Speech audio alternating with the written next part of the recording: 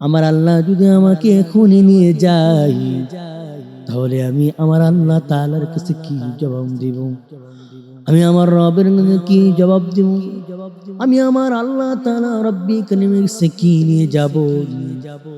ওই চিন্তা যদি বান্দার থাকে, তাহলে বান্দা কখনো গুনাহ করতে পারে না। আমাদের সমাজের ভিতরে দেখা যায় কত শিশু বাচ্চা দুনিয়া থেকে বিদায় হয়ে যায়,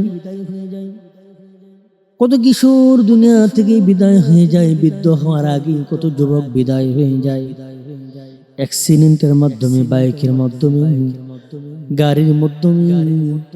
কত মানুষ অ্যাক্সিডেন্টে মারা যায়, কত মানুষ ঘুমের ঘরে মারা যায়, কত মানুষ স্ট্রোক করে মারা যায়। মৃত্যুর সময় কার কখন আসবে কেউ বলতে পারবে না।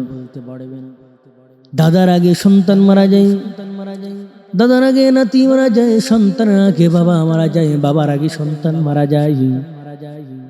কখন কে মৃত্যুবরণ করতে হবে আসার সিরিয়াল আছে, কিন্তু যাবার কিন্তু সিরিয়াল নাই। একজন আল্লাহ তাআলা রব্বি কারীম কোরআনের ভিতরে এটি বলেন, কুল্লু নাফসিন যায়িকাতুল মাউত। প্রত্যেকটা মাখলুককে মৃত্যুর স্বাদ গ্রহণ করতে হবে, প্রত্যেকটা বান্দাকে মৃত্যুর স্বাদ গ্রহণ করতে হবে। ও বান্দা, তুমি কখন মৃত্যুবরণ করবা তোমার জানা নাই। এই জন্য তুমি এখন থেকে কোরআন কারীম তেলাওয়াত করো, এখন থেকে তুমি নামাজ পড়ো, এখনই তুমি তোমার রবকে চেনো, এখনই তোমার নবীজিকে চেনো, এখনই তোমার ইসলাম চেনো। এইগুলা যদি কবরের মধ্যে নিয়ে যেতে পারো, তোমার মতো শান্তিতে আর কেউ থাকবে না।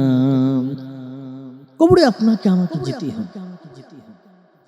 ওই জায়গাটা যদি আপনার আমার জন্য জাহান্নাম হয়, কি উপায় হবে? দুনিয়াতে আমরা আসছি, কালকে আবার চলে যাব, কিন্তু কি নিয়ে যাবো এটা হচ্ছে আমাদের বিষয়। যদি নেক আমল না নিয়ে যেতে পারে, আপনার আমার মতো হতভাগা জমিন আর কেউ থাকে। যদি আমরা নেক আমল নিয়ে যেতে পারি, তাহলে আপনি আমি সফল। আমাদের সকলকে মৃত্যুর স্বাদ গ্রহণ করতেই হবে। তাহলে আমরা কেন নেক আমল থেকে দূরে সরে যাব? আল্লাহ চিনব না, নবী চিনব না, এটা কোনো মানুষ কাজ হতে পারে? এটা কোনো মানুষের কথা? একজন মুসলমান কমপক্ষে সে 5 ওয়াক্ত নামাজ পড়বে, কোরআন পড়বে, নবীজির সুন্নাহ মতো চলবে।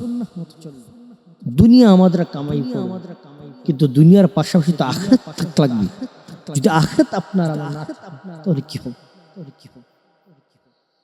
এজন্যই আপনাকে আমাকে সমস্ত গুনাহ থেকে বাঁচার জন্য মৃত্যুটাকে সবসময় স্মরণ করতে হবে। আপনার আমার প্রত্যেকটা কাজ যদি মৃত্যুর কথা স্মরণ হয়, তাহলে অপরাধ হবে। আর যদি আপনার আমার এটা মৃত্যুর কথা স্মরণ না থাকে, তাহলে গুনাহ করার জন্য সহজ হবে। যে ব্যক্তির মৃত্যুর কথা স্মরণ থাকে না, ওই ব্যক্তির মতন হতভাগা কেউ না। ওই ব্যক্তি যা মনে চাবে তাই করতে পারে। আল্লাহর হাবিব সাল্লাল্লাহু আলাইহি ওয়াসাল্লাম প্রতিদিন কোন ব্যক্তি যদি 70 বার চেয়ে বেশি মৃত্যুর কথা স্মরণ করে, ওই ব্যক্তির দ্বারা কোনো গুনাহ হতে পারে না। সুবহানাল্লাহ। সাহাবী কার মেটেই করতেন, সব সময় মৃত্যুর কথা চিন্তা করতেন।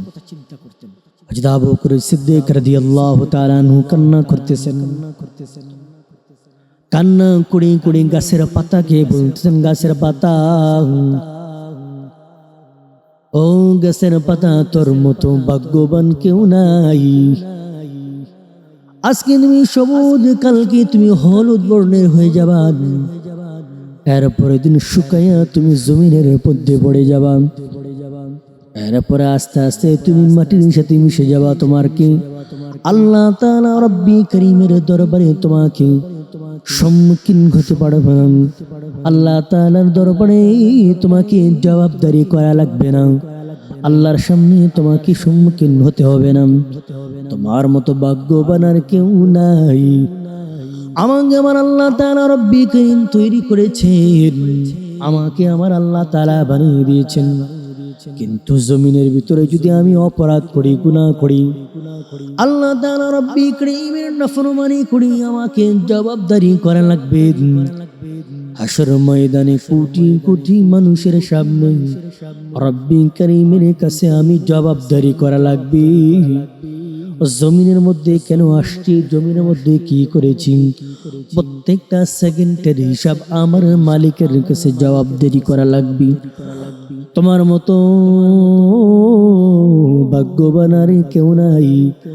আর যদি আমি নেক আমল করি, আমি যদি নেক আমল করি, আমি যদি আল্লাহ তাআলা রব্বি করিমের বিধান মতে চলি, আমি যদি আল্লাহ তাআলা নকুটটা হাসিল করতে পারি, আমার মতো সৌভাগ্যবান আর কেউ না। আবু বকর রাদিয়াল্লাহু তাআলা কান্না করতেন সবসময়। একটা গাছ, গাছের শুকনা পাতা, এটাও আপনার আমার চাইতে ভাগ্যবান। এটাকে আল্লাহ তাআলা রব্বি করিমের সামনে দাঁড়াতে হবে। আপনাকে আমাকে আল্লাহ তাআলা ভালোবেসে মুহাব্বত করে বানাইছেন, তার গোলামি করেছেন। অতএব আমরা যদি গোলামি না করি, আমরা যদি আল্লাহ তাআলার হুকুম না মানি, আমাদের সামনে কত মানুষ মারা যায়, এত আমরা শিক্ষা নিতে পারি না। আল্লাহর হাবিব সাল্লাল্লাহু আলাইহি ওয়াসাল্লাম বলেন, আমার যে উম্মত এই মরা লাশ থেকে শিক্ষা গ্রহণ যতদিন পর্যন্ত না করতে পারবে, ওই বান্দা ততদিন পর্যন্ত আল্লাহ তাআলা নৈকট্য হাসিল করতে পারবে। নবীজির পেয়ারা বান্দা হতে, উম্মত হতে পারবেন। একমাত্র মৃত্যু আপনাকে আমাকে পবিত্র করতে পারবে, ভালো করতে পারবে। মৃত্যুর কথা বেশি বেশি করে স্মরণ করব। আল্লাহ তাআলা রব্বি করিম আমাদের সকলকে মৃত্যুর কথা স্মরণ করে করে সব সময় যেন আমরা নেক আমল করতে পারি এবং গুনাহ মুক্ত যেন জিন্দেগি আমরা যাপন করতে পারি, সেই তৌফিক যেন আল্লাহ তাআলা দান করেন।